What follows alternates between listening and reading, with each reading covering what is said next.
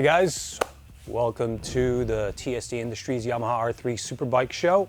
I'm Bart, new, shaggier version. Haven't really had much time to cut my hair because of this project and some other regular business proceedings, so you guys gotta bear with me. Anyway, it is Monday, September 24th. Last week we released an episode telling you that we will take the newly rebuilt R3 bike to the track, shake it down, do some tuning, and see what's going on with it. So we did that this weekend. I went out on Saturday, had a blast. A little bit of bittersweet news for you guys. I did break in the motor. I did a bunch of stuff with the bike. I got really good success with the setup. Then I ended up laying it down. I think I demanded a little bit too much out of it, but more on that later. So let's just run down through what we did. Saturday, I arrived at Jennings GP in Northern Florida. We were determined to break in the new motor. It's a fresh build. We replaced the bearings, pistons, a bunch of stuff that really needed to reseat.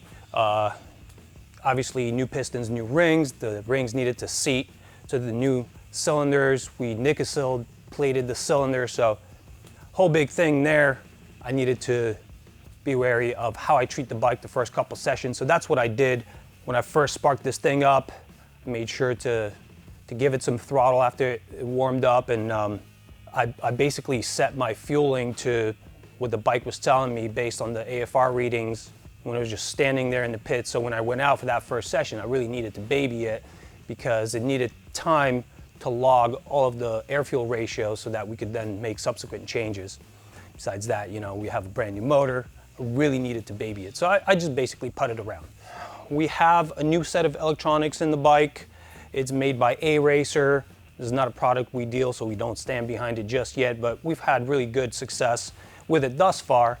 And it has AF1 module, which measures your air fuel ratio using one wideband lambda sensor, and that logs it and also enables a closed loop tuning setup on the ECU. So we did that in the first session. We brought it back. We sat down and analyzed data from the first session, made some corrective action changes based on just our experience with what needs to happen. And for the subsequent session, I went out and I started really loading up the bike because I was more confident in the air fuel ratios that we were holding throughout the curve. So that's when I started loading up the motor to seat the rings, to really put it through its paces, even though I only have one heat cycle and one session on it. I wanted to make sure that I was putting it through proper loading for break-in throughout the entire session, throughout the range of operation. So I did that and immediately noticed that this motor actually does already feel a little bit more torqueier and stronger than the previous version that we had in the bike. That is partially due to the fact that we changed the cam degree just a little bit. We went for just a little bit more overlap. At this point, we're really just testing all different cam degrees and making notes on what works, what doesn't work, and this is thus far the best. So I'm really excited about that. That second session, I felt better and better and better. I still wasn't wringing out the bike. I didn't really want to put too much strain on it just yet. It's a fresh motor, obviously. So I just treated it nicely. I went out for the next session after analyzing some output from the ECU we were logging. I did some more corrective actions. I changed some of the strategies within the ECU and I was really feeling good about the setup. This time I turned on my lap timer and I noticed that I was running on pace with my last Jennings GP test day best times. So without really trying to wring out the bike, I was running on pace with my last best times when I was working to get those times, and I was working hard to get those times. So this told me that we do have a better package now, and judging from the logs, the motor temperatures were right, the air fuel ratios were getting closer to where we want them. It's really feeling like we're within the envelope of safety on a lot of the parameters. So I decided that I will sit down once more after this session and perform my changes one last time and commit to start getting on it a little bit. So for the next session, session 4, I went out and I warmed up, and then I got online. I started melting away the times. I saw mid-minute 25s halfway through the session, and my last best time from the last track day that I did at this track, they were in the mid 26s. So I was already onto something, and that got me really excited, and I really started hammering it down. I got down below 25 into the 24s, minute 24s per lap. Towards the end of that session, I got 3 sub 25 laps. I got really confident. I saw minute 24:88 on my timer. We use a GPS enabled solo timer. I saw that lap time and I was like, man, I just got to hammer it down. I got this. Let's go for mid 24s. And I started going at it, and that's when I demanded a little bit too much out of my tire. I'm using Bridgestone R11s. I had 2 race days on it. By the time I showed up at Jennings, the tire was holding. I gotta say, these tires have really transformed this bike for me. So I really do believe that these are the right tires. I just think the error was mine. I did have some time on these already. I probably should have changed the rear tire out. It looked okay, but it started getting a little greasy on me. And then when I really hammered it down in turn 13 here, coming into turn 13, I was trying to minimize the amount of time it takes me to get through that little section. I got in hard on brakes, I apexed, I smacked it open right away, and on corner exit, I started drifting. So I counter steered, I went with it, and it was holding for a little while, and then it just dropped me on my butt, and I ended up skidding off the track and to a safe stop. The bike really just low-sided. As you can see here, we have a little bit of superficial damage. The exhaust got dinged up and scratched up, and a couple other things that were damaged.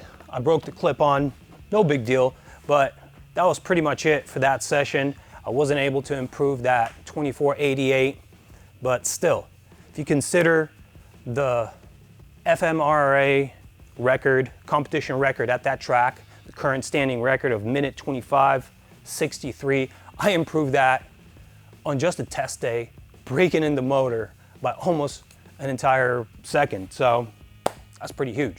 I'm pretty excited about that. I'm going to fix this up.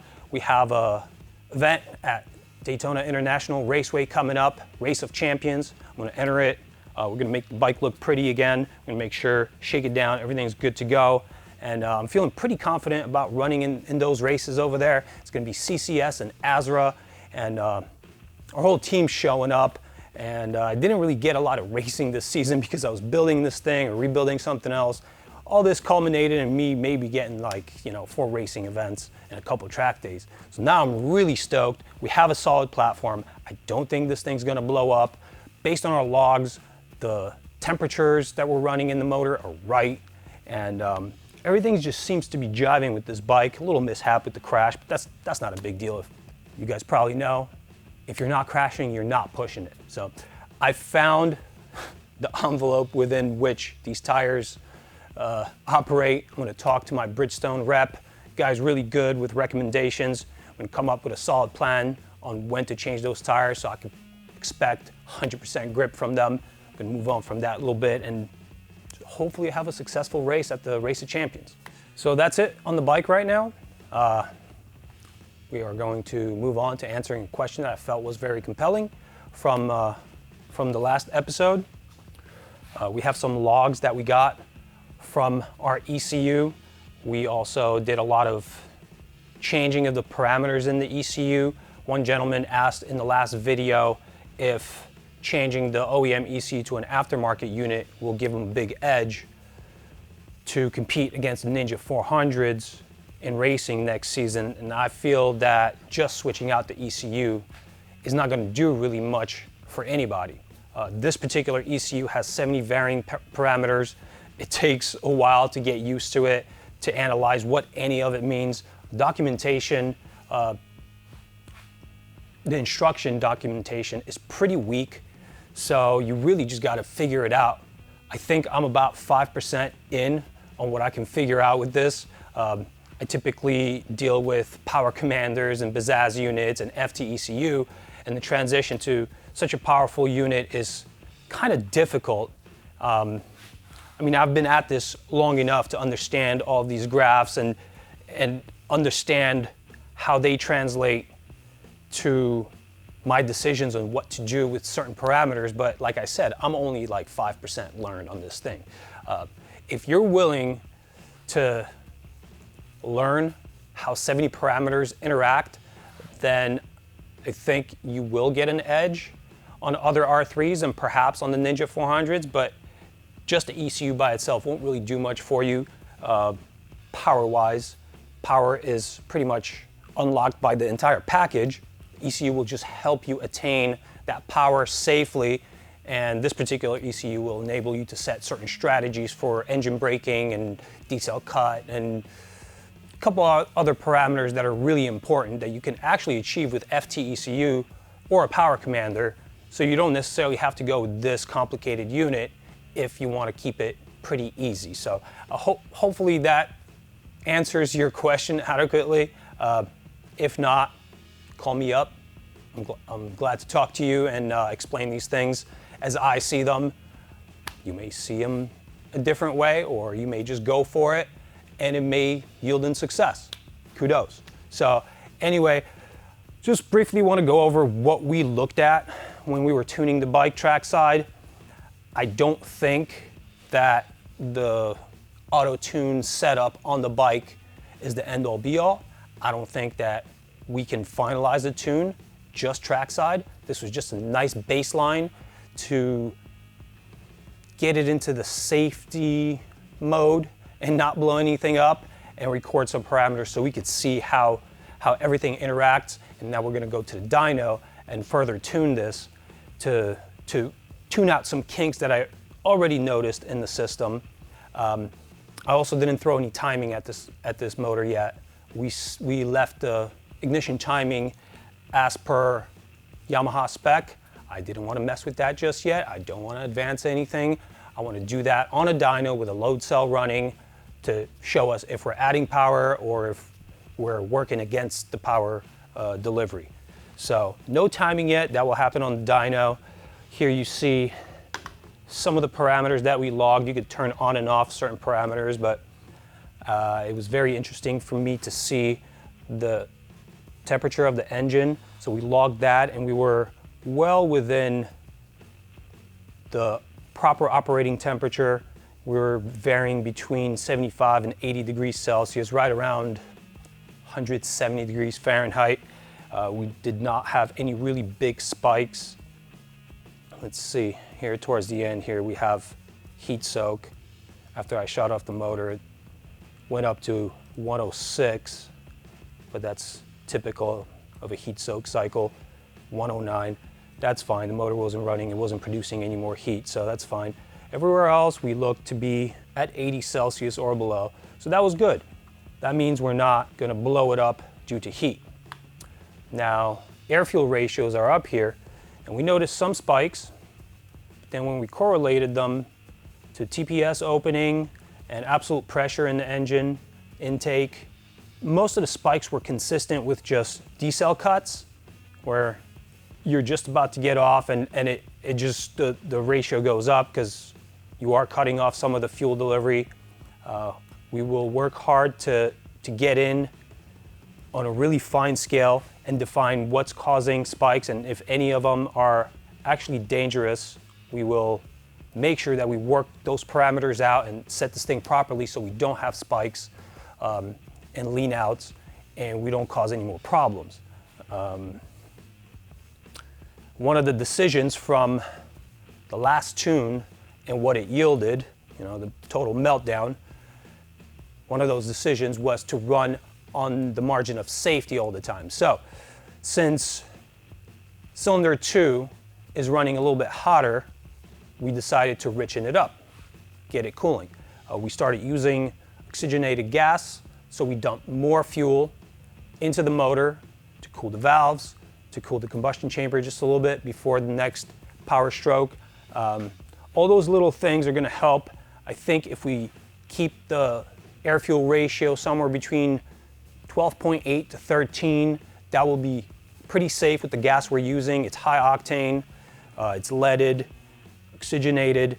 So I think this fuel is systematically the same, one can after another. So we could always expect the same results as long as we offset for the atmospheric conditions of the track we're at, the elevation.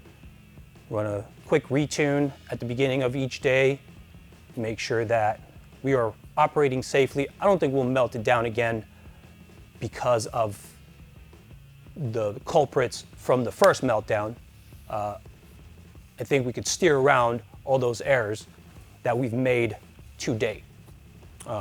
This is going to be very powerful for us. It's going to help us with the analysis and won't be guessing anymore. If we do have another failure, we'll be able to get better forensics from our logs.